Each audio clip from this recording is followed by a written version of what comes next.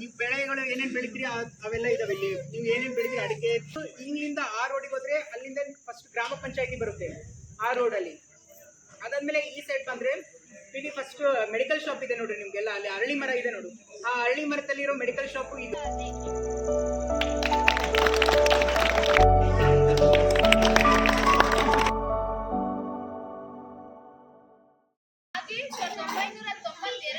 ಅಂಗನವಾಡಿ ಮತ್ತೆ ಗ್ರಂಥಾಲಯ ಓಪನ್ ಆಗಿತ್ತು.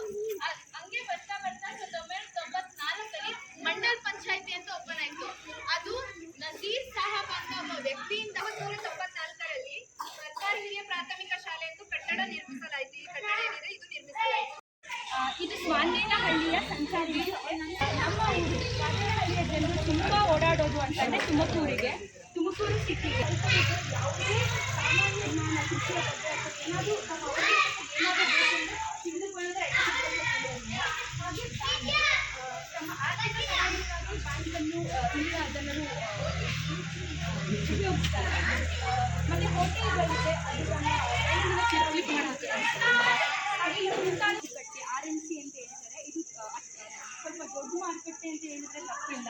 ಇಲ್ಲಿ ರೈತ ಬಾಂಧವರು ಅಥವಾ ಯಾವುದೇ ಇದರಲ್ಲಿ ಉತ್ಪಾದನೆ ಮಾಡಿದ್ರು ತಮ್ಮ ಉತ್ಪಾದನೆಯನ್ನು ಮಾರಲು ಈ ಮಾರುಕಟ್ಟೆಗೆ ಹೋಗ್ತಾರೆ.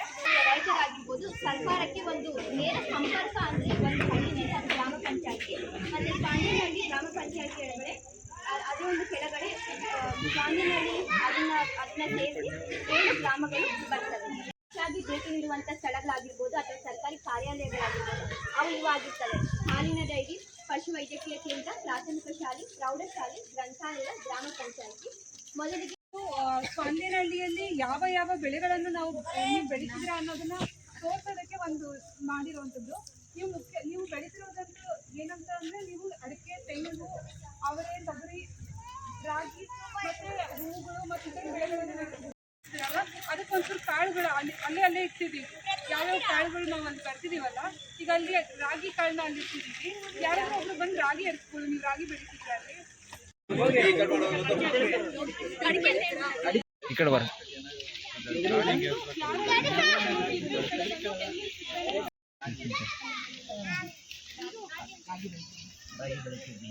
ಈ ಕಡೆ ತೆಂಗು ಬೆಳಿತಿರೋ, ಹೂವು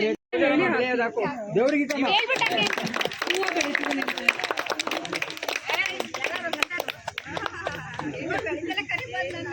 150 ಕುಟುಂಬಗಳಿದ್ದಾವೆ. ಅದರಲ್ಲಿ 709 ಜನ ಗಂಡಸರಿದ್ದಾರೆ. ಇನ್ನು ಹೆಣ್ಮಕ್ಳು 682 ಜನ. ಇದ್ರ ಮೂಲಕ ನಮ್ಗೆ ಗೊತ್ತಾಗೋದೇನೆಂದರೆ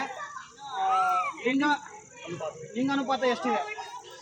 1000 ಜನ ಹೆಣ್ಮಕ್ಳಿಗೆ ಇಷ್ಟು ಜನ ಈ ಬೆಳೆ ಏನು ಬೆಳೀತಾ ಇದ್ದಾರೆ ಈ ಊರಲ್ಲಿ ಅನ್ನೋದನ್ನು ತೋರಿಸಿದ್ದಾರೆ.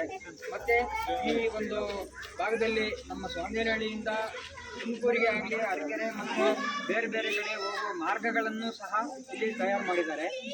ಹಾಗೆಯೇ ನಮ್ಮ ಊರಿನ ಜನಸಂಖ್ಯೆಯನ್ನು ಸಹ ಇವರು ನಿಖರವಾಗಿ ತಿಳಿದುಕೊಂಡು ಈ ಇದನ್ನೆಲ್ಲ ವಿಂಗಡಿಸಿ ಹೆಣ್ಣೆಷ್ಟು ಗಂಡೆಷ್ಟು ಆ ಥರ ಕುಟುಂಬಗಳನ್ನು ಸಹ ವಿಂಗಡಿಸಿದ್ದಾರೆ. ಇದೆಲ್ಲ ಮಾಡಿರೋದ್ರಿಂದ ತುಂಬ ಧನ್ಯವಾದಗಳು. ಈ ಮಾತುಗಳನ್ನು ಹೇಳೋದಕ್ಕೆ ಅವಕಾಶ ಕೊಟ್ಟಂತ ನಿಮ್ಮೆಲ್ಲರಿಗೂ ನಾನು ಮಾತಾಡ್ತೀನಿ.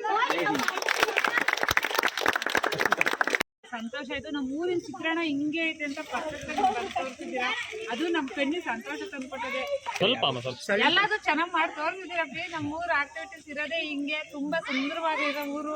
ಅದು ಎಲ್ಲ ದೇವರ ನಾಡು. ಹೆಂಗೆ ವೈನಾಡು ಐತೋ ಹಂಗೆ ನಮ್ಮದು ದೇವರ ನಾಡು ಸ್ವಾಂದೇನಹಳ್ಳಿ. ನಮಗೆ ತುಂಬ ಕೊರತೆ ಏನೂ ಇಲ್ಲ, ಚೆನ್ನಾಗವ್ರೆ. ಆರೋಗ್ಯ, ಐಶ್ವರ್ಯ, ಆರೋಗ್ಯ ಎಲ್ಲ ಕೊಟ್ಟು ಕಾಪಾಡಿ ನಿಂತ ಅಷ್ಟೇ ಈ ಸಂಜೆ ಕೇಳ್ಕೊಳ್ತೀವಿ. ಅದು ಚೆನ್ನಾಗಿದೆ.